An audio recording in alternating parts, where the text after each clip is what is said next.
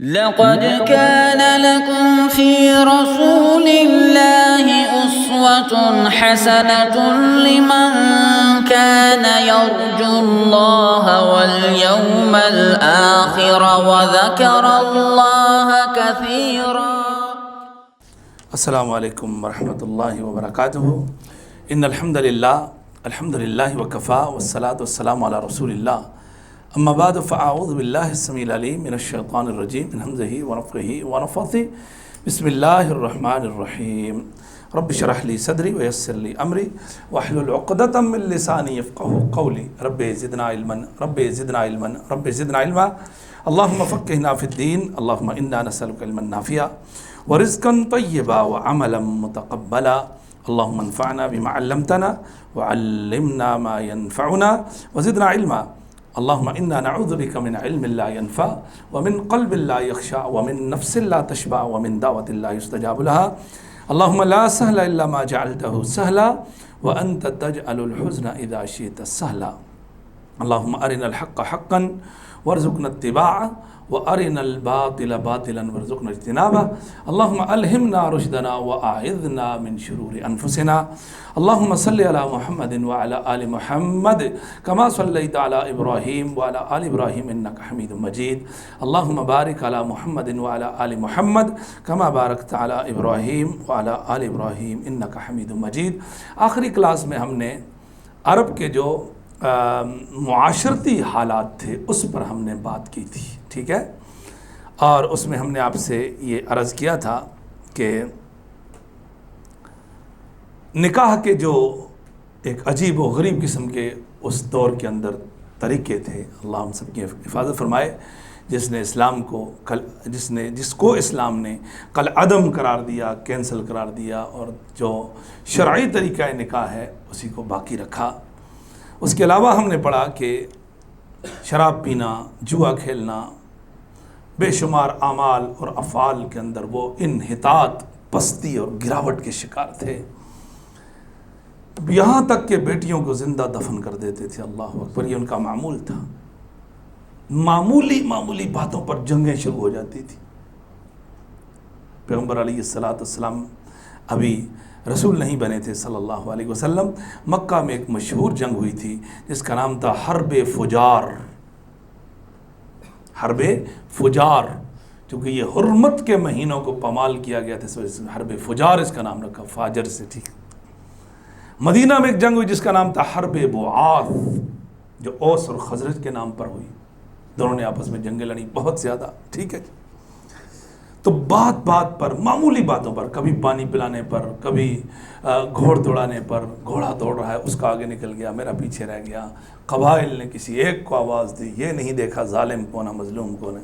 شروع ہو گئے اور کئی سالوں تک ان کی جنگیں جو تھی وہ محیط رہتی تھی. میں نے آپ سے یہ بھی عرض کی تھی، اوس اور خزرج جو مدینہ کے رہنے والے تھے یہ بھی اصل میں مہاجر تھے نا، ہجرت کر کے آئے تھے. اوس اور خزرج بھی یاد رکھو، بنو قریظہ، بنو قینقاع، بنو نذیر، جو یہود قبائل مدینہ میں آباد تھے وہ مہاجر تھے. یہ بھی ہجرت کر کے آئے تھے. اوس اور خزرج ان کو آپس میں لڑا دیا تھا. تو انہی جنگوں سے تنگ آ کر انہوں نے پیغمبر علیہ السلام کو مدینہ میں بلایا. ان کا مقصد یہ تھا کہ ہماری جنگ ختم ہوگی، ہم ایک معمول کی زندگی بسر کریں گے. اور چونکہ یہ جو اوس اور خزرج ہیں ان کو اللہ رب العالمین نے بعد میں انصار مدینہ کا نام دیا. ایسا ہی ہے. پیغمبر علیہ السلام کے صحابہ دو ہیں، ایک مہاجرین اور ایک انصار. مہاجر وہ ہیں جو مکہ سے ہجرت کر کے مدینہ پہنچے. انصار یہی اوس اور خزرج ہیں. انصار کا مطلب اعوان، نصرت کرنے والے، مددگار. جس طرح حضرت عیسیٰ ابن مریم نے کہا تھا من انصاری الی اللہ قال الحواریون نحن انصار اللہ. تو یہ انصاری مددگار. ٹھیک ہے. تو یہ وہ لوگ تھے، انہوں نے پیغمبر علیہ السلام کو ہاتھ لیا. جی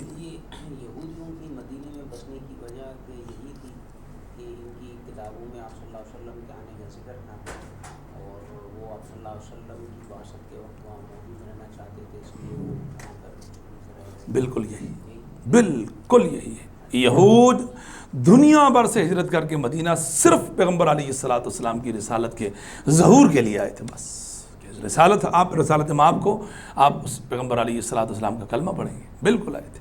قرآن مجید سورۃ البقرہ کے اندر اس کی بڑی وضاحت موجود ہے. یعرفونہ کما یعرفون ابناءہم، بلکہ حضرت عیسیٰ ابن مریم، موسیٰ علیہ السلام، موسیٰ پہ تورات اتری سلام اللہ علیہ، عیسیٰ ابن مریم پہ انجیل اتری سلام اللہ علیہ، دونوں میں پیغمبر کا ذکر ہے صلی اللہ علیہ وسلم۔ الذین یتبعون الرسول النبی الامی الذی یجدونہ مکتوبا عندہم فی التوراۃ والانجیل، نبی الامی، رسول، نبی، الامی، یہ تینوں نام تھے کہ آپ رسول بھی ہو، نبی بھی ہو اور امی ہو۔ یجدونہ مکتوبا عندہم فی التوراۃ والانجیل، سورۃ الاعراف، سورہ اعراف۔ اگر آپ پارہ 28 میں جاؤ سورۃ الصف کے اندر، عیسیٰ ابن مریم نے اپنی بعثت کے مقاصد میں سے ایک بڑا مقصد لکھا، وَمُبَشِّرًا بِرَسُولٍ، میں ایک رسول کی بشارت دینے والا بن کے آیا ہوں، میں ایک رسول کی بشارت دینے والا بن کے آیا ہوں، یاتی من بعدی، جو میرے بعد آئے گا، اسمہ احمد، اس کا نام احمد مجتبیٰ صلی اللہ علیہ وسلم۔ پیغمبر علیہ السلام قرآن کے اندر دو نام موجود ہیں، 5 جگہوں پر، 4 جگہ پر محمد اور 1 جگہ پر احمد مجتبیٰ صلی اللہ علیہ وسلم۔ یہ اسی وجہ سے آپ نے فرمایا، لوگو انا دعاؤ ابی ابراہیم، میں اپنے والد ابراہیم کی دعا ہوں، ربنا وابعث فیہم رسولا منہم، سورۃ البقرہ پارہ نمبر 1 میں جو ابراہیم علیہ السلام نے اللہ کے گھر کو بنایا اور پیغمبر علیہ السلام کے لیے دعا کی، وبشارت عیسیٰ، اور میں عیسیٰ ابن مریم کی بشارت ہوں۔ اب جب پیغمبر علیہ السلام فلما جاءہم بالبینات قالوا ھذا سحر مبین، جادوگر کہہ دیا، کیوں؟ حسدا من عند انفسہم من بعد ما تبین لهم الحق فاعفوا واصفحوا حتی یاتی اللہ بامرہ ان اللہ علی کل شیء قدیر۔ وہ حسد کی آگ تھی، چونکہ میں نے پیچھے آپ کو بتایا اسی کے اندر، آپ پیچھے جاؤ، ابراہیم علیہ السلام، ان کی اہلیہ کا نام سارہ سلام اللہ علیہ، ٹھیک ہے، راستے میں ایک واقعہ پیش آیا جو میں نے آپ کو بتایا، اللہ رب العالمین کے حکم سے، اس کے اذن سے اللہ نے بی بی سارہ کو محفوظ رکھا، اور وہ جو بادشاہ فرعون یا جو بھی تھا اس وقت کا، جو بھی بادشاہ تھا، اس نے بطور گفٹ ایک لونڈی عطا کی، کس کو؟ سیدہ سارہ کو سلام اللہ علیہ، اس کا نام تاریخ نے ہاجر لکھا ہے۔ کیا نام لکھا؟ ہاجر۔ بی بی سارہ نے ہاجر کو آزاد کر کے ہاجر کا نکاح ابراہیم سے کروا دیا، سلام اللہ علیہ۔ اب اللہ رب العالمین نے اب تک ابراہیم کو اولاد نہیں دے رکھی تھی، اب بی بی ہاجر کے بطن سے اللہ رب العالمین نے ابراہیم کو اولاد عطا فرمائی، جس ہونہار بیٹے کا نام اسماعیل ذبیح اللہ سلام اللہ علیہ۔ پیغمبر فرماتے ہیں نا، میں 2 ذبیحوں کا بیٹا ہوں۔ کتنے ذبیحوں کا؟ 2، ایک اسماعیل ہے، دوسرے آپ کے والد عبداللہ،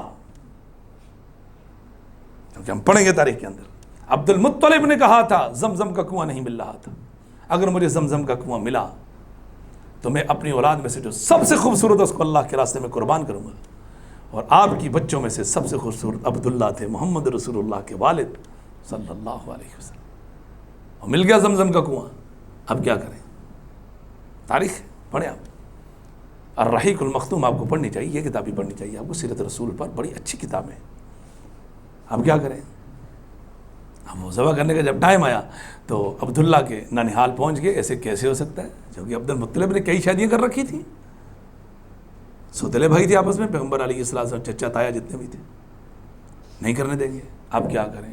چلتے چلتے ہو جی کسی کاہن کے پاس جاتے ہیں، کسی نجوم، چونکہ ان کا دین تھا، کہانت فال نکالنا، کرتے کرتے کرتے کہتے ہیں کہ اس دور کے اندر ایک خاتون تھی جس کے پاس انہوں نے جانا تھا، وہ اتفاق سے گھر میں نہیں تھی، سفر میں تھی، وہ پیچھے گئے سفر میں اس سے جا کر پوچھنے کے۔ ایک مختصر واقعہ یہ ہے، اس نے بالآخر حل یہ نکالا، ایسا کرو عبداللہ کو ایک طرف رکھو اور 10 اونٹ ایک طرف رکھو، عبداللہ کو ایک طرف رکھو، 10 اونٹ ایک طرف رکھو، اور قرعہ نکالتے جاؤ، اونٹوں کے نام کا بھی، عبداللہ کے نام کا بھی، جس کا نام کا قرعہ نکلے اس کو اللہ کے راستے میں قربان کر دینا۔ اگر قرعہ اونٹوں کے نام نکلا تو اونٹوں کو، عبداللہ کے نام نکلا تو 10 اور بڑھا دینا، پھر نکالو۔ اگر عبداللہ کے نام 10 بڑھاتے جانا، بڑھاتے بڑھاتے 90 ہو گئے، جب 100 اونٹ پورے ہوئے تو قرعہ کس کے نام نکلا؟ اونٹوں کے نام، عبداللہ کی جان بچ گئی۔ ان 100 اونٹوں کو اللہ کے راستے میں انہوں نے جو بھی اللہ کا راستہ تھا یا جو بھی ان کا ایک مقصد تھا، قربان کیا انہوں نے۔ اسی وجہ سے اس وقت بلڈ منی جو دیت ہے کتنا ہے؟ 100 اونٹ. یہ ہے اصل. اسلام نے جاہلیت کی ہر چیز کو ختم نہیں کیا، جو ٹھیک تھی اس کو ٹھیک رکھا، جو بہتر تھی اس کو باقی رکھا. اسلام کی خوبصورتی. ٹھیک ہے. اب میں 2 ذبیحوں کا بیٹا ہوں. یہ ہے دوسرا ذبیح. ذبیح آپ کے والد عبداللہ ہیں بن عبد المطلب. تو اللہ نے بیٹا عطا کیا کون سا؟ اسماعیل سلام اللہ علیہ. اللہ رب العالمین کا سلام ہے اسماعیل پر، سلام علی اسماعیل، اسماعیل علیہ السلام. تو اب یہ جب یہود مدینہ میں آئے تو ان کا خیال یہ تھا کہ محمد الرسول اللہ صلی اللہ علیہ وسلم سارا کے بیٹے اسحاق کی اولاد سے. ابراہیم کے اوپر کھڑا کر دو، 2 لڑیاں بناؤ، اسحاق اور اسماعیل. ٹھیک ہے. اسماعیل اور اسحاق، یہ اسماعیل ہیں اور یہ اسحاق ہیں. یہ جو اسماعیل ہیں پوری لڑی نیچے لے کر آؤ. انشاءاللہ اگلی کلاس سے ہم باقاعدہ سیرت کا آغاز کریں گے. وہاں پہلی چیز آپ کو یہی بتاؤں گا. پوری لڑی نیچے لے کر آؤ. کوئی نبی نہیں ہے، کوئی رسول نہیں سوائے محمد الرسول اللہ صلی اللہ علیہ وسلم. اور یہاں آؤ، اسحاق، یعقوب، یوسف. تم جانتے ہو کریم کون ہے؟ صحابہ نے پوچھا. صحابہ سے رسول اللہ سے پوچھا کریم کون ہے؟ یا رسول کریم سے مراد خوبصورت؟ کیا نہیں، کریم وہ ہے ابن الکریم ابن الکریم ابن الکریم ابن الکریم. فرمایا کریم وہ ہے جس کی 4 نسلوں میں لگاتار نبوت ہے. یوسف بن یعقوب بن اسحاق بن ابراہیم، 4 نسلوں میں لگاتار نبوت. یوسف بھی اللہ کا نبی سلام اللہ علیہ، ان کے والد یعقوب علیہ السلام بھی اللہ کے نبی، ان کے والد اسحاق علیہ السلام بھی اللہ کے نبی، اور ان کے والد ماجد جد امجد جد الانبیاء ابراہیم علیہ السلام بھی اللہ کے نبی. یہاں پر اسماعیل ہے. اب جب انہوں نے تحقیق و تفتیش کی تو ان کو پتا چلا کہ محمد رسول اللہ صلی اللہ علیہ وسلم تو اسحاق کی اولاد سے ہے ہی نہیں ہے، پھر اسماعیل کی اولاد سے. حسد کس بات کا؟ ہم اکرمین ہیں، ہم مالک ہیں اور یہ غلام ہیں. اعوذ باللہ. ہاجر کی نسل سے نا. یہ تھا اصل حسد. اور یہ اسی حسد پر عموماً لوگ بولتے ہیں سورہ یوسف کا موضوع کیا ہے؟ حسد. اور کیا ہے اس کا موضوع؟ حسد. آپ اس کے ڈپتھ میں جاؤ نا، گہرائی میں جاؤ. حسد ہے. اللہ نے اس حسد کو اتنی بڑی بیماری قرار دیا، اس کے لیے پوری سورہ اور اس کا پورا قصہ اور واقعہ، جس کو قرآن نے احسن القصص کہا ہے. کیا کہا ہے؟ احسن القصص. قصوں میں سے سب سے بہترین قصہ یوسف ہے سلام اللہ. وہاں بھی یہی بات تھی اور کیا تھی؟ ٹھیک ہے. لَيُوسُفُ أَخُوهُ أَحَبُّ إِلَىٰ أَبِينَا مِنَّا وَنَحْنُ عُصْبَةٌ إِنَّ أَبَانَا لَفِي ضَلَالٍ مُبِينٍ. ایسے کیسے ہو سکتا ہے؟ یوسف اور بنیامین باپ کے محبوب، اور ہمیں باپ پوچھتا ہی نہیں، جبکہ ہم مضبوط جماعت ہیں. ہمارے والد صریحاً غلطی پر ہیں. اقتلوا یوسف أو اطرحوه أرضا يخل لكم وجه أبيكم وتكونوا من بعده قوما صالحين. مار دو یوسف کو. یہ حسد بڑی خطرناک چیز ہے. یہ حسد انسان کو قتل کرانے پر مجبور کر دیتا ہے. اور آگے چلو، جو اگر ہم سورۃ المائدہ پڑھیں، سب سے پہلا قتل جو زمین پر ہوا کس بنا پہ ہوا؟ اسی حسد کی بنا پر. حابیل اور قابیل آپس میں لڑے. کس بنا پہ لڑے؟ فَتُقُبِّلَ مِنْ أَحَدِهِمَا وَلَمْ يُتَقَبَّلْ مِنَ الْآخَرِ قَالَ لَأَقْتُلَنَّكَ. ایک کی قبول ہوگی، دوسرے کی قبول نہیں ہوئی. اس کی قبول نہیں، اس نے بولا میں تجھے مار دوں گا. کس بنا پر؟ حسد کی وجہ سے. اس کو روکنا ہے. آج یہ چیز ہمارے خاندانوں میں، ہمارے گھروں میں، بہن بھائیوں میں، اولاد و والدین میں، عزیز و اقارب میں، رشتہ داروں میں، اچھا سیٹھ اور اس کے آگے کام کرنے والا، مالک اور اس کے آگے مزدور، یہ حسد سرایت کر چکا ہے. کیا کر رہے ہو؟ اللہ اس حسد سے ہمیں. تو آپ کے سوال کا جواب تو واقعی وہ لوگ آئے تھے. کیوں؟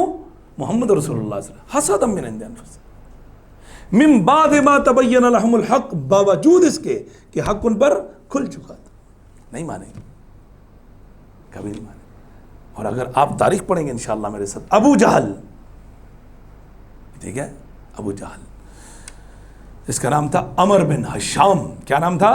عمر بن ہشام. اس کو ابو الحکم بھی کہتے تھے. کیا کہتے تھے؟ ابو الحکم. ابو الحکم کا مطلب یہ ہوتا ہے اس کا فیصلہ آخری فیصلہ ہوتا تھا. کوئی اس کے فیصلے کے سامنے چوں چرا نہیں کر سکتا تھا۔ اس بدبخت نے ہمیشہ غلط فیصلے کیے، بدر کا فیصلہ بھی اس کا آخری فیصلہ تھا جس میں یہ تباہ و برباد ہوا۔ اور اگر تاریخ پہ نظر دوڑاؤ عرب کی تاریخ میں اسلام کے بعد عرب کی تاریخ میں آپ کو ابو سفیان رضی اللہ تعالیٰ عنہ سے بڑا سیاستدان، ان سے زیادہ زیرک، ان سے زیادہ سمجھدار، ان سے زیادہ معاملہ فہم کوئی انسان آپ کو ملے گا ہی نہیں۔ یاد رکھو، ابو سفیان ہے امیر معاویہ کے والد، اور ان کا بیٹا امیر معاویہ رضی اللہ تعالیٰ عنہ آپ کے سامنے ہے۔ ابو سفیان نے منتیں اور ترلے کر کے روکا ابو جہل کو، مت جا، بدر کے اندر مارا جائے گا، مت جا۔ بولا کیسے مارا جاؤں گا؟ 313 1000 مارا جائے گا، مت جا۔ ان کے پاس اسلام ہے، ان کے پاس دین ہے، وہ نبی علیہ السلام پر جان قربان کرنے کے لیے تیار ہیں، تمہارے 1000 نہیں مقابلہ کر سکتے۔ ایک نظریہ ہوتا ہے، یاد رکھو، نظریے کا مقابلہ نہیں کیا جا سکتا، یاد رکھو۔ وقتی طور پر آپ کیا پتہ اس کی زبان بند کر دو۔ اور یہ بھی یاد رکھنا، میں آپ کو تاریخ بتاؤں، اگر آپ نے نظریے کی وقتی طور پر زبان بند کی، وہ اتنا مہلک، اتنا خطرناک ثابت ہوگا مستقبل میں جا کر، کسی کا باپ بھی نہیں روک سکتا اس کو، یاد رکھو۔ اگر نظریے کو چلنے دینے تو کیا پتا وہ تھوڑا سا اٹھے اور چپ ہو جائے۔ نظریے کا راستہ روکو گے، یاد رکھنا، نظریہ آپ نہیں روک سکتے۔ ہمیشہ تاریخ ہے دنیا کی، اس دنیا کی تاریخ ہے، نظریے کو جب بھی بزور بازو روکا گیا وہ حلق کی ہڈی بنا ہے، یاد رکھو۔ ہاں، وقتی طور پر آپ کو کچھ آسائش، سہولت، سانس لینے کی آپ کو ذرا مہلت مل گئی، لیکن وہ چیز آپ کے لیے بہت خطرناک ہے۔ تو حق کھل گیا تھا، یہ وجہ تھی محمد رسول اللہ صلی اللہ علیہ وسلم کی یہود کو نہ ماننے کی۔ یہودیوں نے اس وجہ سے رسول اللہ کو نہیں مانا اور آپ کے قتل کے در پہ رہے، آپ کو زہر کھلایا۔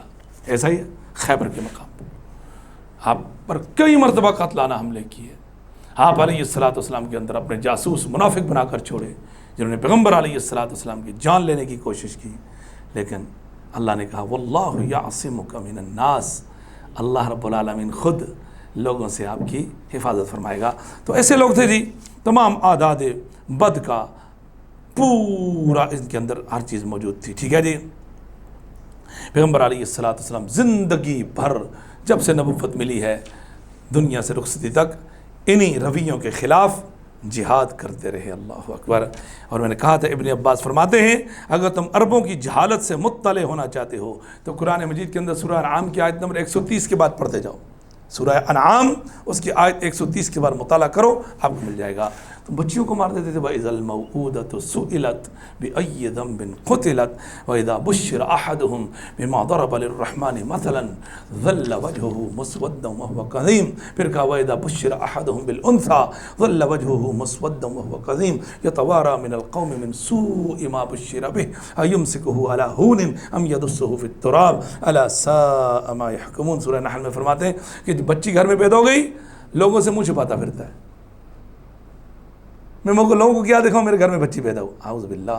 پھر کہا شراب، جوا عام تھا ان کے اندر، اللہ نے منع کیا انما الخمر والمیسر والانصاب والازلام رجس من عمل الشیطان فاجتنبوه لعلکم تفلحون۔ پھر کہا بچوں کو مار دیتے تھے بھوک کے ڈر سے، افلاک کھلائیں گے کہاں سے، ولا تقتلوا اولادکم من املاق ولا تقتلوا اولادکم خشیۃ املاق، مفلسی کے ڈر سے اپنی اولادوں کو مت مارو، یہ سب کام کرتے تھے۔ اور نکاح کے طریقے بھی میں نے آپ کو بتائے، 2 3 4 تھے۔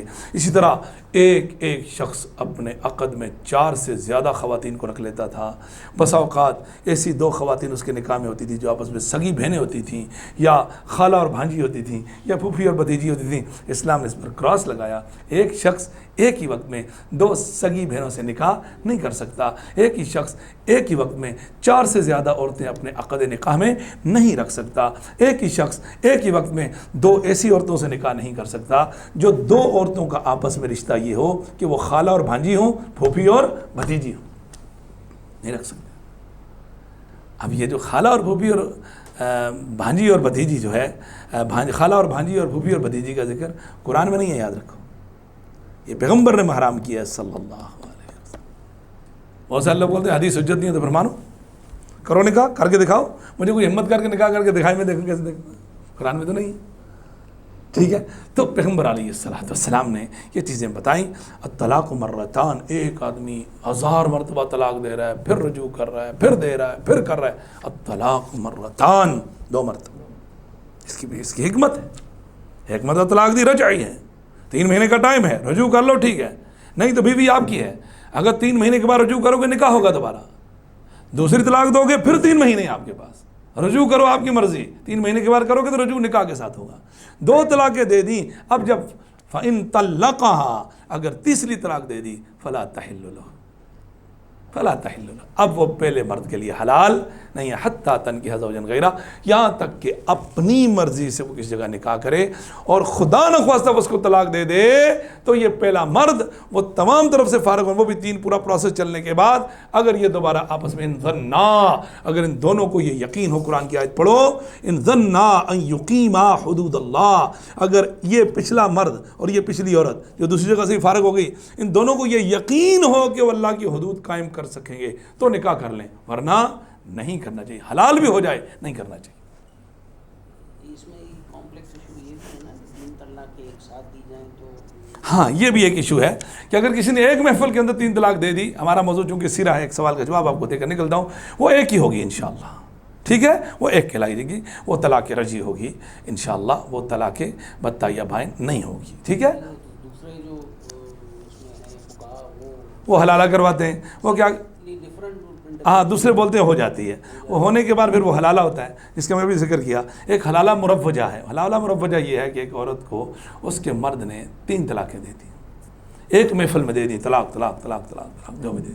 اس کے بعد وہ کسی مفتی کے پاس نے بولا اس عورت کا ٹیمپریری عارضی کسی مرد سے نکاح کروا دو. وہ 1 دن 2 دن یا 3 دن اس کو اپنے عقد نکاح میں رکھے گا، پھر اس کو طلاق دے دے گا. اس کو حلالہ بولتے ہیں اور یہ خراب ہے، یہ صحیح نہیں ہے. پیغمبر علیہ السلام نے اس کے بارے میں فرمایا الا انبئکم بالتیس المستعار، کیا میں تمہیں کرائے کے سانٹ کے بارے میں نہ بتاؤں؟ والمحلل والمحلل لہ، وہ حلالہ کرنے والا اور کرانے والا، اللہ کی لعنت ہے حلالہ کرنے اور کرانے والے پر. حضرت عمر بن خطاب فرمایا کرتے تھے رضی اللہ تعالیٰ عنہ، اگر مجھے پتہ چلا کسی نے حلالہ کیا لرجمت علیہ حد الزنا، میں اس کو زنا کے کوڑے ماروں گا، 100 کوڑے ماروں گا، اس کو پتھر مار مار کے ہلاک کر دوں گا، رجم کر دوں گا اس کو. تو یہ چیزیں آپ سمجھو. اس وقت طلاق 1 نہیں 2 نہیں 10 نہیں، نہ عورت کو چھوڑتے تھے نہ آزاد کرتے تھے. اسلام نے آپ کو 3 طلاقوں کا اختیار دیا، 2 کے اندر رجوع ہے، تیسری میں رجوع نہیں. اب عورت 3 طلاقوں کے بعد آزاد ہے، پچھلے مرد سے نکاح نہیں کر سکتی.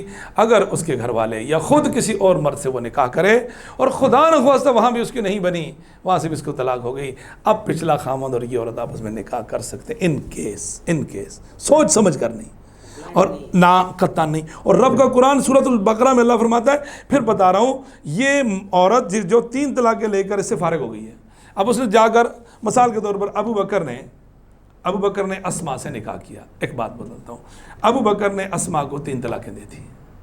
اب اسما نے کیا کیا، جا کر ایک اور بندے سے شادی کی جس کا نام طلحہ تھا. ٹھیک ہے، اب طلحہ نے بھی اس کو 3 طلاقیں دے دی، کوئی بھی وجہ ہوئی.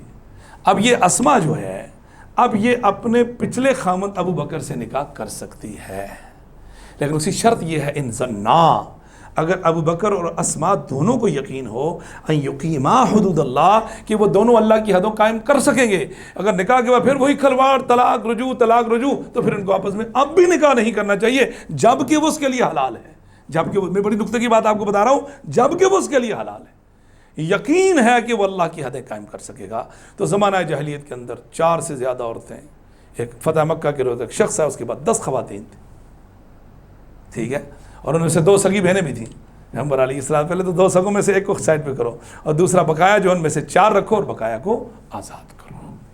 تو ایک مرد فنکحوا ما طاب لکم من النساء مثنی وثلاث ورباع، سورۃ النساء اللہ رب العالمین نے اس کا ذکر کیا ہے. تو الطلاق مرتان یہ بتایا.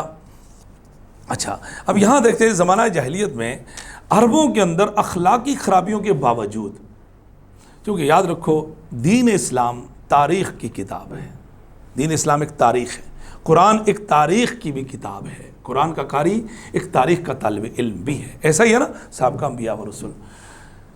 تاریخ لکھنے والا اس پہ لازم ہے سب سے پہلی بات تو یہ ہے کہ وہ غیر جانبدار ہو، نیوٹرل ہو. جو حق ہے وہی لکھے گا. اگر مورخ اس کا قلم کسی کی سائڈ چلا گیا وہ تاریخ حجت نہیں ہے، کیونکہ اس نے کیا کیا؟ تاریخ کے اصل چہرے کو چھپا دیا. قرآن مجید تاریخ کی کتاب. دیکھو قرآن نے آدم کے 2 بیٹوں کا ذکر کیا، حابیل اور قابیل، جو ہوا منوہن بیان کر دیا. ایسے حضرت یوسف علیہ السلام اور بن یمین جو کچھ ہوا اس کو بیان کر دیا. پیغمبر علیہ السلام نے کہا میں آج کے بعد شہد نہیں استعمال کروں گا، جو کچھ ہوا منوہن قرآن میں بیان کر دیا. اب یہ بات چھپ کے بھی ہو سکتی تھی نا، قطعاً. ایسی قرآن کے اندر آپ کو ڈھیروں نہیں ہزاروں مسائل ملیں گے کہ تاریخ لکھنے والا مورخ غیر جانبدار ہو. یہ اسلام کی خوبی ہے کہ وہ غیر جانبدار ہے. قرآن مجید نے یہود پر بات کی ہے بے شمار، اللہ نے ان کو بندر بنایا، خنزیر، لیکن قرآن نے یہ بھی لکھا لیسوا سواء، سارے برابر نہیں ہیں، ان میں سے کچھ اچھے بھی ہیں، جو اچھے ہیں ان کا ذکر کر دیا. اب یہاں دیکھیے ان کے اندر خرابیاں تھیں، جہالت تھی. اس کے برعکس یہ لوگ پختہ عزم کے مالک تھے. یاد رکھو عرب ارادہ جو کر لیتے تھے اس پہ اڑ جاتے تھے.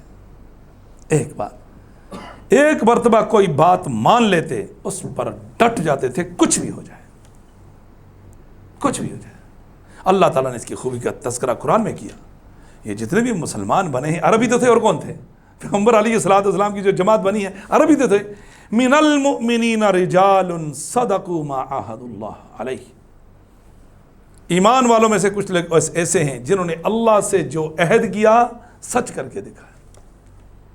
آپ تاریخ پڑھو، پیغمبر علیہ السلام کی صفوں میں جو سچا مسلمان ہے کبھی آپ کو مرتد ہوتا ہوا نظر نہیں آئے گا. بلکہ ایک تاریخ بتاتا ہوں آپ کو، آپ سب جانتے ہو. حدیبیہ کے مقام پر مکہ والوں نے یہ شرط رکھی کہ اگر کوئی کافر مسلمان ہو کر مسلمانوں کے کیمپ پہ چلا جائے گا تو مسلمان اس کو واپس کریں گے، اور اگر مسلمان مرتد ہو کر کفار کے کیمپ میں چلا آیا تو کفار اس کو واپس نہیں کریں. پیغمبر نے فرمایا اوکے، چونکہ ان کو پتا تھا اپنے بندوں کا، ان کو پتا تھا کہ جو کلمہ پڑھ لیتا ہے اللہ اکبر وہ کبھی ارتداد کا سوچ بھی نہیں سکتا. اس وجہ سے ہم آپ کو بتاتے ہیں دین میں جبر نہیں ہے، لا اکراہ فی الدین. آپ خوب دیکھو، بالو اچھے سے سمجھو، داخلی کا راستہ کھلا ہے، داخلی راستہ کھلا ہے، آپ کی مرضی مسلمان ہو کافر، لیکن جب داخل ہو گئے خارجی راستہ بند ہے، کیونکہ مرتد ہو گئے ہم گردن اڑا دیں گے. ایک طرف سے آپ کو اختیار دیا، دوسری طرف سے اختیار آپ سے چھین لیا. تو اس وجہ سے آپ نے صحابہ کو دیکھا، پیغمبر نے آنکھ بند کر کے سائن بولا ٹھیک، چونکہ جو بھی جائے گا وہ گندا ہی انڈا ہوگا، نکلے گا تو ہماری صف ٹھیک ہو جائے گی. الحمدللہ یہ تو اچھی بات ہے. تو یہ بات عمر بن خطاب جیسے جلیل القدر صحابی کو بھی سمجھ میں نہ آ سکی، لیکن اس کے اندر بڑا دانش مندانہ فیصلہ تھا. فَمِنْهُمْ مَنْ قَضَى نَحْبَهُ وَمِنْهُمْ مَنْ يَنْتَظِرُ. قرآن نے کہا جنہوں نے اللہ سے کیے وعدے سچے کیے، کچھ تو اپنا عہد نبھا گئے اور کچھ ابھی تک انتظار میں ہیں، راہ جہاد میں لڑ رہے ہیں اور شہادتوں کے منتظر ہیں. وَمَا بَدَّلُوا تَبْدِيلًا. اس کے علاوہ یہ عمدہ اخلاق کے حامل بھی تھے. یہ لوگ کون؟ عرب، ٹھیک ہے جی، اور کمال حافظے کے مالک تھے. یاد رکھو آج تو حافظہ رہا ہی نہیں، چیزوں کو دیکھتے تھے یاد کر لیتے تھے، سنتے تھے یاد کر لیتے تھے، لکھنے کی ضرورت نہیں ہوتی تھی. یہ عرب کا ایک خاصہ تھا، یاد رکھو. اور علم الانساب، حسب و نسب کا علم، کون سا قبیلہ کہاں سے بلانگ کر رہا ہے عربوں کو پتا تھا. اور اس میں سب سے ماہر ترین کون سے صحابی تھے؟ ابو بکر صدیق رضی اللہ تعالی عنہ. علم الانساب پر ابو بکر کا ثانی کوئی نہیں تھا. اس کے بعد ان کی بیٹی عائشہ صدیقہ رضی اللہ تعالی عنہ خاتون ہیں. تاریخ نے لکھا حضرت عائشہ سے بڑھ کر علم الانساب کا کوئی ماہر نہیں تھا. ایسی خوبیاں تھیں ان کے اندر. یہ سب عرب تھے نا، مسلمان تو رسول اللہ صلی اللہ علیہ وسلم کی رسالت کے بعد ہوئے نا. تو حافظ ابن عبد البر علیہ الرحمہ انہوں نے لکھا ہے کہ امام زہری کہا کرتے تھے، امام زہری ایک محدث گزرے ہیں، وہ کہا کرتے تھے میں بقی سے گزرتا ہوں. امام زہری کہتے ہیں، امام زہری، میں بقی غرقت سے گزرتا ہوں تو اپنے کاند بند کر لیتا ہوں. کیوں؟ اس وجہ سے کہ میرے کان میں کوئی بیہودہ لفظ پڑ جائے اس کو بچانے کے لیے کوئی بیہودہ لفظ میرے کان میں پڑنا نہیں چاہیے، کیونکہ اللہ کی قسم میرے کان میں جو بات بھی داخل ہو گئی میں اسے کبھی بھول نہیں سکتا تھا.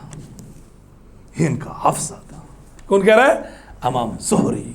اگر آپ حدیث کی کتابیں اٹھاؤ گے نا، جتنی بھی حدیث کی کتابیں اٹھاؤ گے، جتنی بھی رسول اللہ صلی اللہ علیہ وسلم کی طرف چین جا رہی ہے، ان میں مرکزی کردار کس کا ہے؟ امام زہری کا. اتنا عظیم الشان اللہ رب العالمین نے ان کو حافظہ دے رکھا تھا کہ کوئی بیہودہ کان میں لفظ نہ پڑے، کیونکہ جو چلی جاتی تھی وہ نکلتی نہیں تھی. ہمارے اسلاف میں، ابھی کی بات بتا رہا، ہم مدرسوں میں پڑھتے تھے، ہمارے اساتذہ بتا رہے تھے، ہمارے اساتذہ غیر اسلامی یا غیر ضروری لٹریچر نہیں پڑھا کرتے تھے، یاد ہو جاتا تھا. چونکہ یاد رکھو ایک بات آپ ذہن میں رکھنا، کچھ لوگ ہوتے ہیں اگر آپ کبائر سے اپنے آپ کو بچاؤ گے، کس سے؟ کبائر سے. اب ضروری نہیں ہے کافر جو ہوتا ہے، کافر اللہ اور اس کے رسول کو نہیں مانتا، لیکن کافر بسا اوقات ایسا کافر ہوتا ہے شراب نہیں پیتا ہو، بدکاری نہیں کرتا ہو، جھوٹ نہیں بولتا ہو، سود نہیں کھاتا ہو، کافر تو ہے، اس کا اصول ہے. کبائر سے اپنے آپ کو بچاؤ گے، آپ کا حافظہ مضبوط رہے گا. یاد رکھنا، نگاہ کی حفاظت کرو گے، حافظہ مضبوط رہے گا. کان کی حفاظت کرو گے، حافظہ مضبوط رہے گا. زبان کی حفاظت کرو گے، حافظہ مضبوط رہے گا. یاد رکھو اس بات کو. یہ وہ بنیادی ٹپس ہیں جو ہمیں اختیار کرنی چاہیے. ایک شاگرد نے اپنے استاد سے شکایت کی، میرا حافظہ بہت خراب ہے. فارشدنی الی ترک المعاصی، انہوں نے کہا گناہ چھوڑ دو. فإن العلم نور اللہ، علم اللہ کا نور ہے. یہ اللہ کا نور کسی نافرمان کے دل میں نہیں جائے گا. سمجھ آ گئی بات؟ تو اب کمال درجے کے حافظ تھے. حافظ ابن عبد البر کا بیان ہے، بعض عرب لمبے لمبے قصیدے صرف ایک ہی دفعہ سن کر زبانی یاد کر لیتے تھے. ایک دفعہ سننے کے بعد زبانی یاد کر لیتے تھے. اللہ اکبر. ہاں کہتے ہیں کہ دیکھو ابن عباس رضی اللہ تعالیٰ عنہ، ابو ہریرہ رضی اللہ تعالیٰ عنہ، ابن مسعود رضی اللہ تعالیٰ عنہ، سید عائشہ صدیقہ رضی اللہ تعالیٰ عنہ سے ہزاروں احادیث مروی ہیں. زبانی لکھتے نہیں تھے. حضرت ابو ہریرہ سے 5374 احادیث، 5374 احادیث کی روات میں پہلا نمبر ابو ہریرہ کا، دوسرا عائشہ صدیقہ کا رضی اللہ تعالی عنہا. حضرت عبداللہ ابن عمر سے 2630 احادیث مروی ہیں. ہزاروں احادیث جس کو ہم پڑھ نہیں سکتے، زبانی یاد تھی ان لوگوں. یہ ان کے کمال حفظے تھے. ٹھیک ہے جی.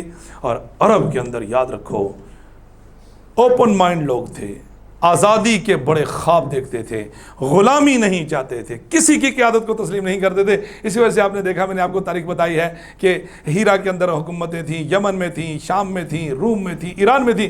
عرب کے اندر کوئی خاص حکومت نہیں تھی. ہر قبیلے کا اپنا ایک بڑا سردار ہوتا تھا. اپنی آزادی سے زندگی بسر کرتے تھے. بالکل مادر پتر آزاد لوگ تھے. یاد رکھو. ہاں اور اسی طرح جو سردار اس کو مانتے تھے. یاد رکھو ان کی ایک کچھ انتخاب کے کچھ طریقہ کار تھے جس کے اندر جرت ہو، بہادری ہو، جوان مردی ہو، مضبوطی ہو، تحمل ہو، بردبار ہو، اور اس کے علاوہ فوجی صلاحیتیں اس کے اندر، جنگ کرنا جانتا ہو، اور دیگر اور اچھی عادات اور مستحسن اعمال کا نمونہ ہو. ایسے شخص کو وہ اپنا سردار مقرر کرتے تھے. بت پرستی کے باوجود، بت پرست نہ پتہ نا آپ کو، اس کے باوجود رب کا قرآن کہتا ہے وَلَئِن سَأَلْتَهُم مَّن خَلَقَ السَّمَاوَاتِ وَالْأَرْضَ وَسَخَّرَ الشَّمْسَ وَالْقَمَرَ لَيَقُولُنَّ اللَّهُ. اگر ان سے پوچھا جائے آسمان و زمین کو کس نے بنایا، سورج چاند ستاروں کو کس نے بنایا، کیا بولتے تھے؟ اللہ نے. اللہ کی ربوبیت کے قائل تھے. یاد رکھو توحید 3 طرح کی ہے: توحید ربوبیت، توحید الوہیت، توحید اسماء و صفات. ربوبیت کا مطلب یہ ہوتا ہے ہر چیز کا خالق، مالک، رب، پالنہار کون ہے؟ اللہ. اور الوہیت کا مطلب یہ ہوتا ہے پوری کائنات کا معبود برحق صرف اللہ ہے.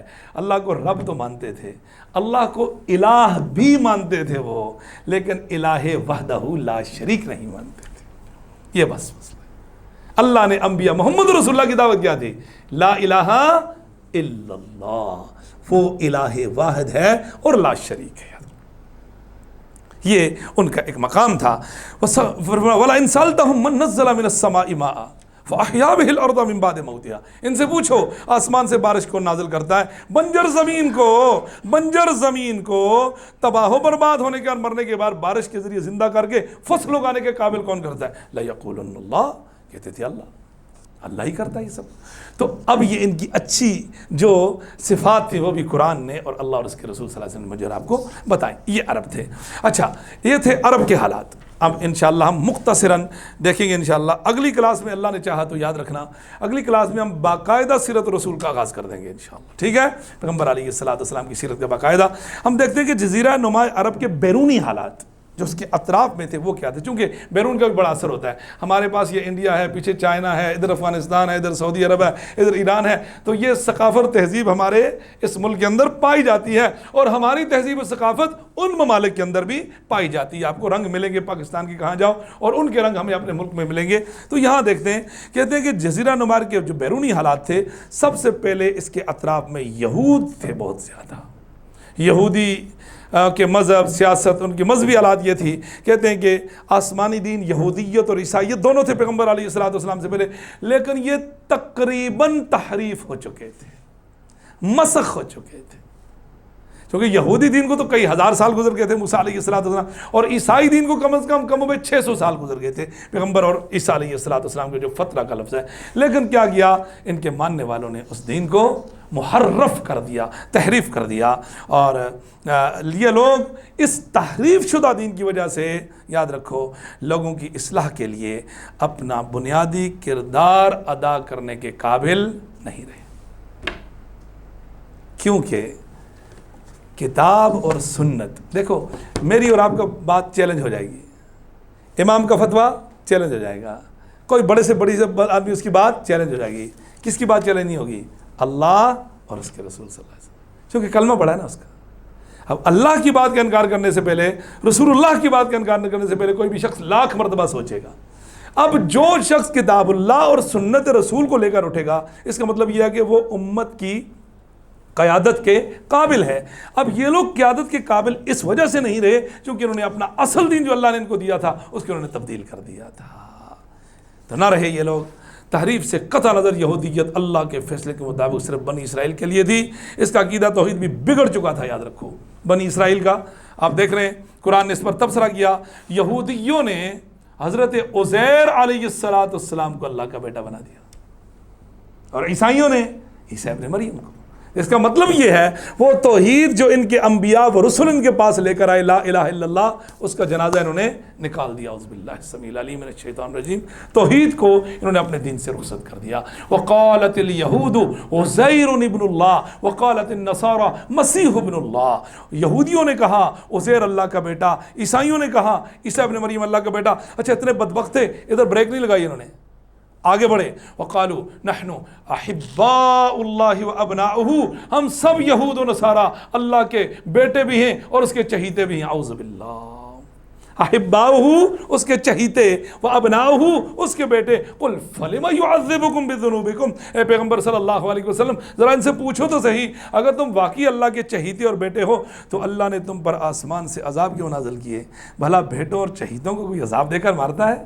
بل انتم بشر ممن خلق، جھوٹ مت بولو، تم کوئی اللہ کے بیٹے اور چہیتے نہیں ہو، اللہ کی عام مخلوق کی طرح تم بھی اس کی مخلوق ہو. اور قرآن نے ان کے اسی عقیدے پر، چونکہ آپ نے آپ کو کہا کرتے تھے لیس علینا فی الامیین السبیل، یہ یہود کا عقیدہ تھا. یاد رکھو ہم یہودی ہیں، ہم یہودی ہیں.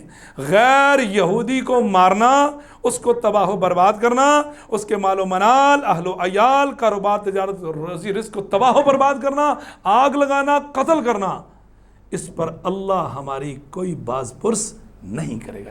اس وقت جو صہیونیت، یہ یہودی جو ہے نا صہیونی، یاد رکھو ان کا جو عقیدہ ہے وہ یہی ہے. ان کو یہی پڑھایا جاتا ہے کہ آپ کسی غیر یہودی ایک مسلمان کو مارو گے، ایک مسلمان کو مارنے کا مطلب یہ ہے تم نے اللہ کے حضور قربانی کی ہے. جیسے میرا اور آپ کا ذہن ہے آپ ایک گائے قربان کرو ثواب ہوگا، 100 کرو تو زیادہ ہوگا، تو ہم کرتے یا نہیں کرتے؟ اس طرح ان کا بھی یہ صہیونی عقیدہ یہ بنا دیا گیا کہ آپ مسلمان کو مارو گے، آپ اللہ کے حضور قربانی پیش کر رہے. اعوذ باللہ. اللہ فرماتا ہے دیکھو وَيَقُولُونَ عَلَى اللَّهِ الْكَذِبَ، یہ اللہ پر جھوٹ بول رہے ہیں، وَهُمْ يَعْلَمُونَ، ان کو معلوم ہے. اور ایک مقام پر اللہ نے ان کی اسی بات پر، بلکہ آگے چلیے، وقالت الیہود لیست النصارى علی شیء وقالت النصارى لیست الیہود علی شیء. آپس میں بھی لڑتے تھے. یہودی کہتے تھے عیسائی حق پر نہیں، عیسائی کہتے تھے یہودی حق پر نہیں. اور صحیح بات کیا ہے؟ دونوں ہی حق پر نہیں ہیں، دونوں جھوٹ پر ہیں. اللہ رب العالمین نے اس بات کی ان کو نفی فرماتے ہوئے فرمایا، مسلمانوں سے بھی خطاب کیا، یہود و نصارہ سے بھی، لیس بامانیکم ولا امانی اہل الکتاب. یاد رکھو میرے ہاں مسلمانوں نہ تمہاری خواہشات کے مطابق فیصلے ہوں گے اور نہ ہی اہل کتاب کی خواہشات کے مطابق فیصلے ہوں گے. اللہ پھر فیصلے کیسے ہوں گے؟ من یعمل سوءا یجزا بہ، جو بھی برا کرے گا بھگتے گا. محمدی ہو صلی اللہ علیہ وسلم، عیسائی ہو سلام اللہ علیہ، یہودی ہو سلام اللہ علیہ. یہ اللہ رب العالمین کیا اصول ہے. تو انہوں نے کیا کیا جی؟ اللہ اکبر، بت پرستی پر غیظ و غضب، اللہ اکبر، بت پرستی عام تھی. اچھا، حضرت موسیٰ علیہ السلام کی موجودگی میں آپ دیکھو 2 نبی موجود ہیں، موسیٰ علیہ السلام اور ہارون سلام اللہ علیہما. موسیٰ 40 راتوں کے لیے کہاں گے؟ سلام اللہ علیہ کوہ طور پر. پیچھے قوم نے کیا کیا؟ بچڑے کی پوجا کی. اللہ اکبر. بلکہ وہ تو بہت آگے کی بات ہے، جب موسیٰ علیہ السلام اس قوم کو فرعون کے ظلم و ستم سے نجات دلا کر سمندر پار کر کے معجزاتی کیفیت میں لے کر گئے تو فَأَتَوْا عَلَىٰ قَوْمٍ يَعْكُفُونَ عَلَىٰ أَصْنَامٍ لَهُمْ، ایک قوم کے اوپر سے گزر ہوا یہودیوں کا. وہ قوم بتوں کے اوپر بیٹھی ہوئی تھی اور مجاور بن کے بیٹھی ہوئی تھی. فوراً قوم نے کہا اجعل لنا الہا کما لہم آلہہ، اے موسیٰ سلام اللہ علیہ ہمیں بھی ایک بت چاہیے جس طرح ان کے پاس بت ہے. قال انتم قوم تجہلون، حضرت موسیٰ علیہ السلام نے کہا تم ابھی تک جاہل کے جاہل ہو، دیکھتے نہیں ہو کس طرح اللہ نے معجزاتی کیفیت کر کے تمہیں فرعون اور اس کے ظلم و ستم سے سمندر چیر کے راستہ نکال کر تمہیں نجات دلائی. کیا میں اللہ کو چھوڑ کر غیروں کو اپنا رب بنا لوں؟ یہ ان کی مینٹیلٹی تھی، یہ ان کی سوچ تھی، اس کے اندر موجود تھی. وہ فرعون کی تسلط میں تھے نا، وہ چیزیں پیچھے سے آ رہی تھیں، بت پرستی تھی، یہ سب چیزیں. ٹھیک ہے جی، مشرکانہ عقائد قبول کر چکے تھے، یہ تمام چیزیں موجود تھیں.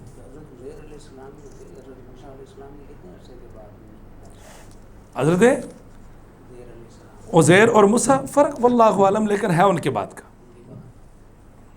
ٹھیک ہے نا، ہے ان کے بعد کا. فرق ہوگا سالوں کا، سینکڑوں کا ہوگا یا ہزاروں کا ہوگا، لیکن موسیٰ علیہ السلام کے بعد کا ہے. ٹھیک ہے. اچھا جی، اسی طرح ان کی تورات اور تلمود، تورات کو دوسرا نام تلمود کہتے ہیں نا، تلمود بھی کہتے ہیں، قصے اور کہانیوں سے بھری ہوئی ہے. اللہ تعالیٰ کی وحی، انبیاء اور اس کی رسالت سے کوئی مطابقت نہیں رکھتی. تلمود اور تورات قصوں کہانیوں سے بھری ہوئی ہے. تحریف شدہ تورات عہد نامہ قدیم کے نام سے کتاب ہے ان کی. کیا نام ہے اس کا؟ عہد نامہ قدیم، تورات اور تلمود کا. اللہ اکبر. اس میں لکھا، اس میں کیا لکھا ہوا ہے؟ غور کرو. اللہ رب العالمین نے آسمان و زمین کو کتنے دنوں میں بنایا؟ 6 دنوں میں. قرآن کے اندر خلق السماوات والارض فی 6 ایام ثم استوى علی العرش. اس 6 دنوں کی تھوڑی سی آپ تاریخ سن لو. پہلے 2 دنوں میں اللہ نے زمین کو بنایا، پہلے 2 دنوں میں زمین کو بنایا. بنانے کے بعد اگلے 2 دنوں میں اللہ نے زمین کے اندر پہاڑ ڈالے، زمین کے اندر برکات رکھی، اور اس زمین کے اندر بسنے والی جتنی بھی مخلوق ہے نا اس کی ضروریات رکھی. وَجَعَلَ فِيهَا رَوَاسِيَ مِن فَوْقِهَا وَبَارَكَ فِيهَا وَقَدَّرَ فِيهَا أَقْوَاتَهَا. اقوات قوت کی جمع ہے. قوت کا مطلب یہ ہوتا ہے اس زمین میں اور آپ انسان ہیں نا، ہمیں اس زمین کے اندر سے جتنی بھی ضروریات اس کو قوت بولتے ہیں. دیگر مخلوقات کو جو بھی ضروریات اس کو قوت. تو پہاڑ، برکات اور قوت کتنے دنوں میں رکھی؟ 2 دن میں زمین بنائی، 2 اور 2 4. ثم استوى الى السماء، پھر اللہ آسمان کی طرف متوجہ ہوا، وہی دخان، اور وہ دھواں تھا. پھر اللہ رب العالمین نے فقضاهن، لمبی آیت آہستہ ابھی سے بتا رہا ہوں، فقضاهن 7 سماوات فی یومین. اللہ رب العالمین نے 7 آسمانوں کو کتنے دنوں میں بنایا؟ 2. تو کتنے دن ہو گئے؟ 6. 2 4 6. اب 6 دن ہو گئے. اب ان کا عقیدہ سنو. کہتے ہیں کہ ان کے عہد نامہ قدیم میں لکھا ہوا ہے جو تورات اور تلمود ہی کا ہے، خداوند تعالیٰ نے 6 دن میں آسمان اور زمین اور سمندر اور جو کچھ ان میں وہ سب بنایا، 7ویں دن آرام کیا. اعوذ باللہ. اس کو ہالیڈے بولتے ہیں، اتوار کو. اس لیے خداوند نے ہفتہ کے دن کو برکت دی اور اسے مقدس ٹھہرایا. جبکہ صحیح بات کیا ہے؟ صحیح بات آپ کو معلوم ہے، ہمارے لیے 7 دنوں میں سے معزز دن کون سا ہے جی؟ جمعہ. اللہ نے یہود کو کون سا دن دیا؟ جمعہ ہی دیا تھا. حدیث کے الفاظ ہیں، یاد رکھو. اور عیسائیوں کو بھی جمعہ دیا. میرے نبی کا فرمان ہے صلی اللہ علیہ وسلم نے اللہ کے دین کے اندر تحریف کرتے ہوئے یہودیوں نے جمعے کے بجائے ہفتے کو اختیار کیا اور عیسائیوں نے جمعے کو بجائے اتوار کو. یہ ان کا اپنا اختیار ہے، جبکہ دن ان کو جمعہ ہی کا دیا گیا تھا. اور یہ امت الحمدللہ ابھی تک جمعے تک قائم ہے. دعا کرو امت کہیں ہفتے اور اتوار کو جمعہ نہ پڑھانا شروع کر دے. اللہ ہم سب کی حفاظت فرمائے، چونکہ ہم کچھ بھی کر سکتے ہیں. اللہ ہم سب کی حفاظت فرمائے. تو اللہ رب العالمین نے یہ چیزیں کی ہیں، یاد رکھو. تو اب انہوں نے اسی طرح عہد نامہ قدیم کے اندر حضرت آدم علیہ السلام کی گستاخی کی گئی، یاد رکھو. اسی طرح اللہ اکبر عہد نامہ قدیم کے اندر حضرت داؤد علیہ السلام کی گستاخی کی گئی ہے. ہاں اللہ رب العالمین نے اسی تورات کے اندر لکھا ہوا ہے کہ اللہ تعالیٰ صرف اسی عہد نامہ قدیم کے اندر اللہ تعالیٰ صرف اسرائیلیوں کا رب ہے، وہ ان کے علاوہ کسی کو پسند نہیں کرتا کیونکہ وہ اس کی پسندیدہ نسل ہے. باقی رہی دوسری امتیں وہ قومیں تو بکریوں کی طرح ہیں جنہیں اللہ کوئی اہمیت نہیں دیتا. ایسی کتاب کبھی آسمانی کتاب ہو سکتی ہے؟ آپ ایک ایسی کتاب جس کے اندر یہ سب کچھ لکھا ہوا ہو آپ اس کو آسمانی کتاب کہو گے؟ آپ قرآن اٹھا کر دیکھ لو نا، قرآن آسمانی کتاب ہے کیا کہہ رہا ہے. ابھی میں نے آپ کو بتایا اللہ نے کہا میرے ہاں فیصلے نہ تمہاری آرزوؤں کے مطابق ہوں گے نہ اہل کتاب. بات کی نا یہود کے بارے میں کہا لیسو سوا، سب ایک جیسے نہیں ہیں. آسمان و زمین کے بارے میں کہا 6 دنوں میں بنایا اور 6 دنوں کے بعد کیا کہتے ہیں 7ویں دن کیا ہوا؟ ریسٹ کیا. رب کہتا ہے وما مسنا من لغوب، قرآن کہتا ہے ہمیں تھکان نہیں ہوئی. قرآن کی مانے تمہاری مانے. تو یہ کتابیں تھیں ان کے اندر، ٹھیک ہے. وہ دوسری قوموں خصوصاً عربوں کے لیے اپنی نفرت کی بنیاد پر تعریف شدہ پر دین کے تورات میں قصہ بیان کرتے ہیں. اللہ کے نبی نوح علیہ السلام کو کہتے ہیں نشہ آ گیا، فنعوذ باللہ من ذالک، نشہ کرتے تھے. حضرت داؤد حضرت لوط علیہ السلام اللہ اکبر نعوذ باللہ کہتے ہیں فنعوذ باللہ ثم نعوذ باللہ ثم نعوذ باللہ، کہتے ہیں کہ وہ اپنی بیٹیوں سے بدکاریاں کرتے تھے. یہ سب کس کے اندر لکھا ہوا ہے؟ عہد نامہ قدیم اور ان کی تورات اور تلمود کے اندر لکھا ہوا ہے. وَإِنَّ مِنْهُمْ، اللہ تعالیٰ نے قرآن مجید میں یہودیوں کا تذکرہ کرتے ہوئے فرمایا وَإِنَّ مِنْهُمْ لَفَرِيقًا يَلْوُونَ أَلْسِنَتَهُمْ بِالْكِتَابِ لِتَحْسَبُوهُ مِنَ الْكِتَابِ. یہودیوں کے بارے میں یاد رکھو ان میں سے ایک گروہ اللہ کی کتاب پڑھتے ہوئے اپنی زبانیں مروڑتا ہے. کیا کہتا ہے؟ زبان کو مروڑتا ہے. کیسے؟ دلیل دیتا ہوں. اللہ کے پیغمبر صلی اللہ علیہ وسلم جب دعوت دیتے تھے نا، لوگوں کو درس دے رہے ہیں، پڑھا رہے ہیں، تو جو صحابہ کا ایک مجمع بیٹھا ہوا ہے، جو پیچھے صحابہ دور ہوتے تھے ان کو آواز نہیں آتی تھی. اللہ کے پیغمبر صلی اللہ علیہ وسلم جب آواز نہیں پہنچتی تھی تو صحابہ بولتے تھے راعنا. جب ہم بعض یہاں بولتے ہیں ایکسکیوز می، عربی کا لفظ ہے نا، راعنا انگلش میں ایکسکیوز می، یار مجھے بات نہیں سمجھا، مجھے سمجھا دو. اب یہ یہود منافقوں کی شکل میں، جاسوسوں کی شکل میں پیچھے بیٹھے ہوتے تھے، عربی تو سمجھتے تھے. یہ کیا بولتے تھے؟ رائنا کا مطلب ہوتا ہے، رائنا ایک لفظ ہے، رائنا ایک لفظ ہے، رائنا دو یعنی فعل اور ضمیر. رائنا ہماری رعایت کیجئے. یہ بولتے تھے رائنا، رائنا کو کیا بولتے تھے؟ رائنا. اب یہ دو ہو گئے، پہلا فعل تھا اس کے ساتھ ضمیر تھی، اب رائنا اسم اور ضمیر ہو گئی. رائنا کا مطلب یہ ہوتا ہے او ہمارے چرواہے. یہ کیا کرتے تھے؟ کتاب کو پڑھتے ہوئے زبان کو مروڑتے تھے. آپ پڑھو رائنا، پڑھو سب رائنا. آپ پڑھو رائنا، مڑتی یا نہیں مڑتی؟ لِتَحْسَبُوهُ مِنَ الْكِتَابِ، تاکہ آپ کو لگے کہ یہ کتاب پڑھ رہا ہے. وَمَا هُوَ مِنَ الْكِتَابِ، جبکہ وہ کتاب نہیں پڑھ رہا، اپنی خباثت ظاہر کر رہا ہے. وَيَقُولُونَ هُوَ مِنْ عِنْدِ اللَّهِ، اور اوپر سے ڈٹائی دیکھو، کہتے تھے اللہ نے رائنا ہی اتارا ہے. وَمَا هُوَ مِنْ عِنْدِ اللَّهِ، اللہ نے کہا میں نے رائنا نہیں اتارا. وَيَقُولُونَ عَلَى اللَّهِ الْكَذِبَ، یہ اللہ پر جھوٹ بولتے ہیں. وَهُمْ يَعْلَمُونَ، اور یہ جانتے ہیں، ان کو علم ہے کہ یہ جھوٹ بول رہے ہیں. اللہ اکبر. فَوَيْلٌ لِّلَّذِينَ يَكْتُبُونَ الْكِتَابَ بِأَيْدِيهِمْ، خرابی ہے ان لوگوں کے لیے جو اللہ کی کتاب کو اپنے ہاتھ سے لکھتے ہیں. لکھتے کتاب کوئی اللہ کی نہیں، ایک کتاب کو اپنے تحریر لکھتے ہیں اپنے ہاتھ سے. ثُمَّ يَقُولُونَ، پھر اس کو منسوب کرتے ہیں هَذَا مِنْ عِنْدِ اللَّهِ، یہ اللہ کی طرف سے ہے. جبکہ وَمَا، کیوں کرتے ہیں اللہ کی طرف منسوب؟ لِيَشْتَرُوا بِهِ ثَمَنًا قَلِيلًا، چونکہ مور لگے گی تو ملے گا نا، مور کے بغیر کیا ملے گا آپ کو؟ خاک ملے گا، تاکہ وہ اس کے ذریعے دنیا خرید سکیں. فَوَيْلٌ لَّهُمْ مِمَّا كَتَبَتْ أَيْدِيهِمْ، تباہی ہو ان کے لیے جو ان کے ہاتھوں نے لکھا. وَوَيْلٌ لَّهُم مِّمَّا يَكْسِبُونَ، تباہی ہو اس کے لیے جو کمائی اس پر انہوں نے حاصل کی ہے. یاد رکھو یہ اس قسم کے باطل اعتقاد انہیں اس حد تک پہنچا دیا، اپنے مذموم مقاصد کے لیے اخلاقیات کی پرواہ نہیں کرتے تھے. حضرت ابراہیم کو نعوذ باللہ دیوث ظاہر کرتے تھے، فنعوذ باللہ من ذالک. ابراہیم کو معاف نہ کیا، یعقوب کو معاف نہ کیا، کسی کو معاف نہ کیا. اللہ اکبر. داؤد علیہ السلام کے بارے میں بدبختوں نے کہا کہ وہ اپنے ایک فوجی کمانڈر کی بیوی کے عاشق ہو گئے، اعوذ باللہ، اور اس کو جہاد پر بھیج دیتے تھے، وہ مر گیا، اس کے بعد اس کی بیوی کی سے شادی کر لی. کیا کسی آسمانی کتاب کے اندر اللہ رب العالمین کی طرف سے اس کے انبیاء و رسول کے بارے میں اس قسم کی الہامی باتیں ہو سکتی ہیں؟ نہیں ہو سکتی. کیسے ہو سکتا ہے؟ پھر کہا جی وَلَقَدْ جَاءَكُم مُوسَىٰ بِالْبَيِّنَاتِ ثُمَّ اتَّخَذْتُمُ الْعِجْلَ، میں نے آپ کو بتا دیا موسیٰ علیہ السلام آئے، بچڑے کو پوجا کی، سمندر پار کیا، ہمیں بت بنا کر دو، یہ ساری چیزیں کی تھی. اور پھر موسیٰ علیہ السلام کو اتنا تنگ کیا ان بدبختوں نے کہ موسیٰ علیہ السلام نے کہا میں اللہ کا نبی ہوں، تب تک نہیں مانیں گے جب تک کہ اللہ کو سامنے نہ دیکھ لیں. بجلی آئی، دھماکہ ہوا، 70 کے 70 مر گئے. پھر اللہ رب العالمین نے ان کو دوبارہ زندہ کیا.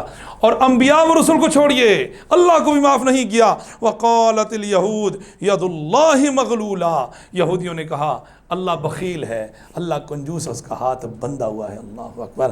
غلت ایدیہم، اللہ کہتا ہے ہاتھ ان کے بندھے ہوئے ہیں. اس طرح وقالت الیہود عزیر ابن اللہ. اس کے علاوہ اتخذوا احبارہم ورہبانہم اربابا من دون اللہ، انہوں نے اپنے علماء کو، انہوں نے اللہ کو چھوڑ کر اپنے علماء اور درویشوں کو اپنا رب بنا لیا. جب یہ آیت اتری، یہ سورۃ التوبہ کی آیت ہے، ٹھیک ہے، سورۃ التوبہ کی آیت ہے. جب یہ آیت اتری، عادی بن حاتم رضی اللہ تعالیٰ عنہ جو مسلمان ہو گئے تھے، انہوں نے کہا یا رسول اللہ کے پیغمبر صلی اللہ علیہ وسلم، میں ایک عرصے سے عیسائی رہا، میں تو نصرانی تھا، عیسائی مذہب پر تھا، ہم نے کبھی اپنے علماء اور اپنے درویشوں کو رب نہیں بنایا. آپ کو قرآن کیسے کہہ رہا ہے کہ اتخذوا احبارہم ورہبانہم اربابا من دون اللہ، کہ انہوں نے اپنے علماء اور درویشوں کو رب بنا لیا، رب کو چھوڑ کر. آپ علیہ السلام نے فرمایا کیا تمہارے علماء اور درویش جس چیز کو حلال سمجھتے تھے تم اس کو حلال جانتے ہو؟ ہاں یا رسول اللہ. فرمایا جس کو وہ حرام قرار دیتے تھے تم اس کو حرام سمجھتے تھے؟ ہاں. فرمایا یہی تو ان کو رب ماننا ہے. اور کیا رب ماننا ہے؟ اللہ کے حلال کو جو حرام کر رہا ہے، اللہ کے حرام کو جو حلال کر رہا ہے، تم اس کو اتنی بڑی اتھارٹی دے رہے ہو، اس کو کیا بنا رہے ہو؟ رب بنا رہے ہو. حلال اور حرام کون کرے گا؟ میرا رب. اور رسول اللہ صلی اللہ علیہ وسلم بھی کسی چیز کو اگر حرام کریں گے اس کے پیچھے وحی الہی ہوگی. ایک بات کو انہوں نے بغیر وحی الہی کے حرام کیا، جو میں نے کلاس کی شروع میں کہا، آج کے بعد شہد کا استعمال نہیں کروں گا. اللہ نے آیت اتاری، بسم اللہ الرحمن الرحیم، یا ایہا النبی لما تحرم ما احل اللہ لک. اے پیغمبر صلی اللہ علیہ وسلم، آپ اس چیز کو کیوں حرام کرا رہے ہو جس کو اللہ نے آپ کے لیے حلال ٹھہرایا ہے؟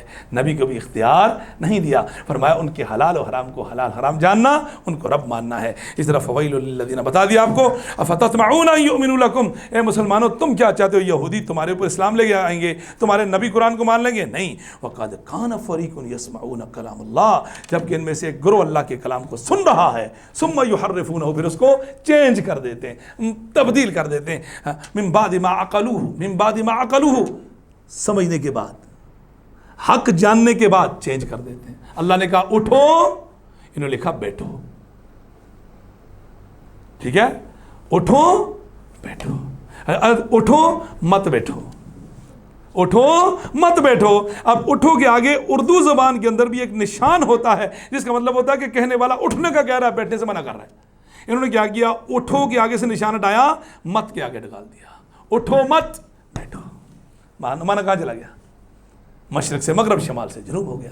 تو اب یہاں اللہ کہتا ہے افکلما جاءکم رسول بما لا تہوی انفسکم. موسیٰ علیہ السلام سے لے کر عیسیٰ ابن مریم تک یہود، جب بھی تمہارے پاس میں نے کوئی رسول بھیجا، وہ رسول وہ تعلیمات لے کر آیا جس کو تمہارے دل نہیں مانتے تھے. استکبرتم، تم نے اس تعلیمات کو ماننے سے انکار کر دیا. ففریقا کذبتم، انبیاء کے ایک گروہ کو تم نے جھٹلایا. وفریقا تقتلون، اور ایک گروہ کو تم نے قتل کر دیا. اللہ اکبر. اس طرح یہودیوں کے ساتھ ان کے سیاسی معاملات بھی تھے. تو انشاءاللہ اس کو یہاں روکتے ہیں. اللہ سے دعا فرمائے اللہ رب العالمین ہم سب کو عمل کی توفیق عطا فرمائے. تو بس تھوڑی سی بات، میرا خیال ہے میرا پروگرام تھا کہ میں آج اس کو ختم کر دوں، لیکن دو چیزیں ہماری اور رہ گئی ہیں. چونکہ یہود کے باہر کا جو بیرونی معاملات تھا عرب کے باہر، ایک یہودی مذہب تھا، دوسرا عیسائی مذہب تھا، تیسرا مجوسی مذہب تھا، اور چوتھا کہتے ہیں کہ چینی مذہب بھی موجود تھا کسی نہ کسی اطراف میں. ٹھیک ہے، وہ انشاءاللہ اگلی کلاس میں ہم تھوڑا تھوڑا اس پر لائٹ کر کے رسالت محمد صلی اللہ علیہ وسلم کی زندگی پر باقاعدہ آ جائیں گے انشاءاللہ. رسول اللہ صلی اللہ علیہ وسلم کی ولادت، نسب نامہ، پرورش، عنوان شباب، اور ان چیزوں پر ہم بات کریں گے. اللہ سے دعا فرمائیں جو سنا پڑا اس پر عمل کی توفیق عطا فرمائے.